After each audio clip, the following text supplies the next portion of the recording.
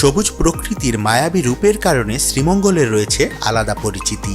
নয়নাভিরাম প্রাকৃতিক দৃশ্য আর সৌন্দর্যের এই লীলাভূমিতে বেড়াতে পারবেন সারা বছর। চা বাগানেই সাধারণ ভ্রমণার্থীদের কাছে সবচেয়ে বড় আকর্ষণ। দেশের 163টি চা বাগানের মধ্যে শ্রীমঙ্গল উপজেলায় আছে প্রায় 40টি চা বাগান।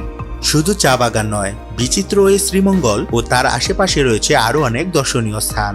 লাউয়াছড়া জাতীয় উদ্যান, মাধবপুর লেক, হামহাম ঝর্ণা, রাবার, লেবু ও আনারস বাগান, হাইল হাওর, লাল পাহাড়, চা জাদুঘর, খাসিয়াপল্লী, নীলকণ্ঠ কেবিন, বদ্ধভূমি 71, চা গবেষণা ইনস্টিটিউট, মণিপুরি পাড়া, গারোপল্লী প্রভৃতি।